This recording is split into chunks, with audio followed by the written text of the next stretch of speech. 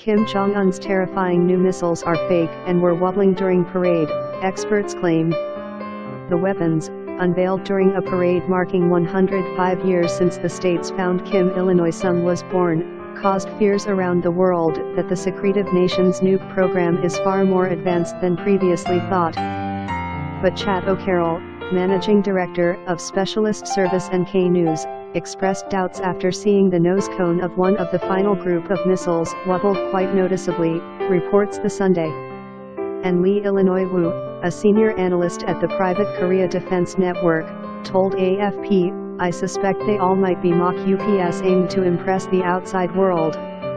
Meanwhile, BBC footage of the parade shows some of the rockets appear to have wonky nose cones. White House National Security Advisor H.R. McMaster said that North Korea's missile test was provocative and that the United States was working with its allies, including China, to develop a range of options. This latest missile test just fits into a pattern of provocative and destabilizing and threatening behavior on the part of the North Korean regime, Mr. McMaster said on US ABC's This Week program. Earlier it was revealed the US may have sabotaged the missile test yesterday through a cyber attack, causing the rocket to spectacularly flop, according to a former British Foreign Secretary. Sir Malcolm Rifkind claims American intelligence has used cyber warfare to successfully foil missile tests before, and that there is a strong belief that President Donald Trump's administration was behind North Korea's latest failed launch. Speaking with the BBC, he said, "It could have failed because the system is not competent enough to make it work, but there is a very strong belief that the US through cyber methods has been successful on several occasions in interrupting these sorts of tests and making them fail." But Sir Malcolm, who served as Foreign Secretary from 1995 to 1997 in John Major's government, did warn that despite the missile flop, North Korea remains a serious nuclear threat. He said, "But don't get too excited by that, they've also had quite a lot of successful tests. They are an advanced country when it comes to their nuclear weapons program. That still remains a fact, a hard fact." South Korea's military reported the launch attempt near the Sinpo region, the same area from which the North tested a ballistic missile last month. US officials said the missile in the test exploded on launch, but they don't know exactly what type of weapon it was. The incident is likely to escalate the rising tensions between the US and North Korea over Pyongyang's rogue nuclear weapons ambitions. North Korea has tested several missiles recently.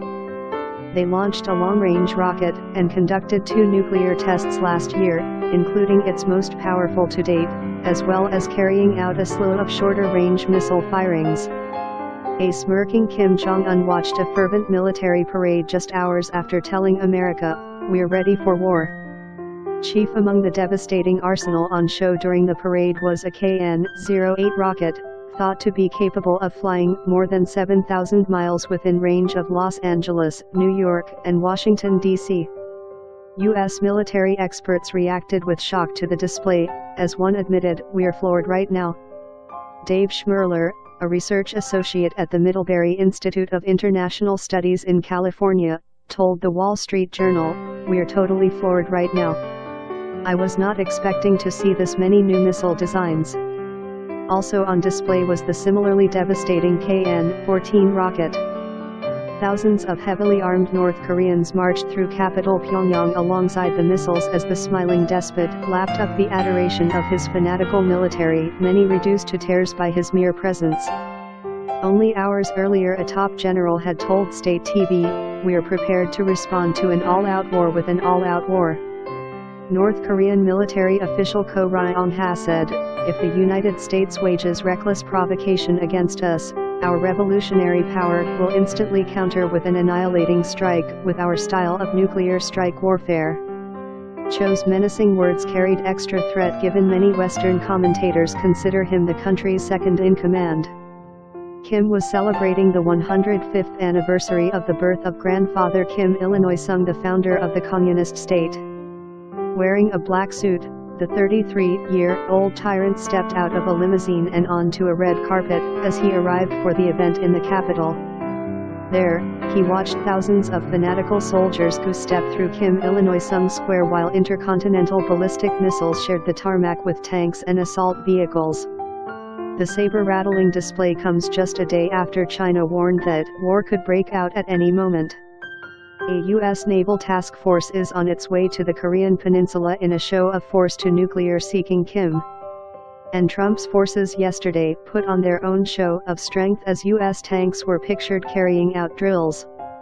The North Korean army has already threatened to pulverize the U.S. as tensions soar amid claims Kim Jong could hit Western targets with his missiles within 4 years. The two countries have been facing off over Pyongyang's rogue atomic ambitions in recent weeks. Kim Jong looks set to carry out a sixth nuclear test after satellites picked up increased activity at the Punggye-ri nuclear test site. And senior U.S. intelligence sources claim Donald Trump is prepared to launch a preemptive strike if the test goes ahead. As hostilities in the region surge, the U.S. president has sent an aircraft carrier-led strike group to the Korean peninsula in a show of strength. The North Korean People's Army has now released a statement saying Trump had entered the path of open threat and blackmail against the DPRK. Citing Washington's recent missile strike on Syria, the statement boasted that U.S. military bases in South Korea would be pulverized within a few minutes if they were to launch a similar strike against Pyongyang. The statement added, "The closer such big targets as nuclear-powered aircraft carriers come to the Korean peninsula, the greater would be the effect of merciless strikes." But talk of preemptive action against the rogue state continues to swirl as experts estimated the country would be able to hit Western targets within 4 years. Former CIA officer Dennis Wilder told ABC Kim would be able to strike at both the U.S. West Coast and Australia very soon if he was able to keep developing his missiles. He said, "Such a move would be disastrous. After all, a 10-kiloton weapon could kill 100,000 people. We believe, and American intelligence estimates say this, that the North Koreans could have such a weapon within the next 4 years.